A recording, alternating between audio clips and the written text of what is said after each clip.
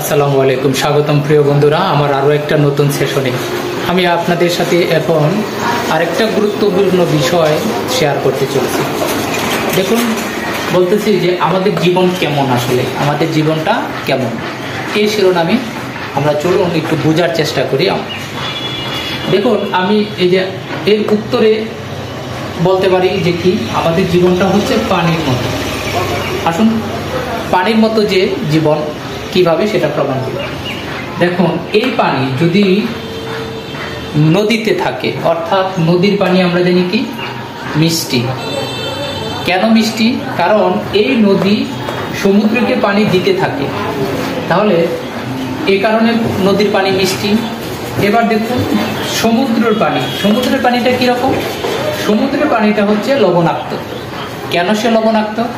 কারণ সে শুধু নিতেই থাকে, নদীর কাছ থেকে পানি নিতে থাকে, সেই জন্য লবণাক্ত।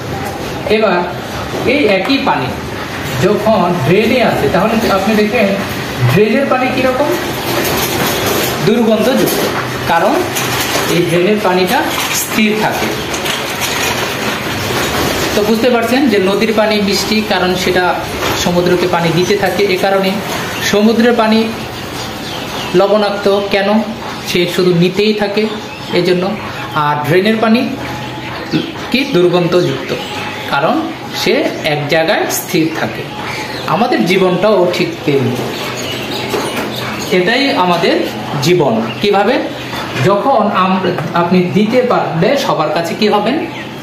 দিতে পারলেই আপনার জীবন হবে কি মিষ্টি।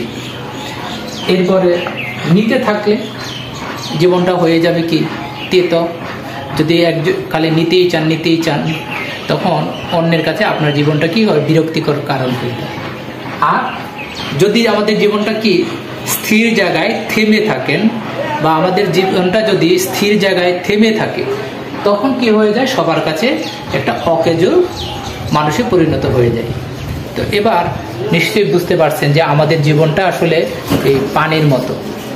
দিতে পারলে জীবনটা হবে মিষ্টি, যদি নিতেই থাকি সারাক্ষণ, তখন আমাদের জীবনটা হয়ে যায় কি একটা তিক্ত জীবন, অন্যের কাছে ভাল লাগে না, বিরক্তির কারণ। আর যখন কোনো কাজই করবেন না, স্থির থাকবেন, তখন আপনার জীবনটা হয়ে যায় কি অকেজো, বেকার। আশা করি বুঝতে পারছেন।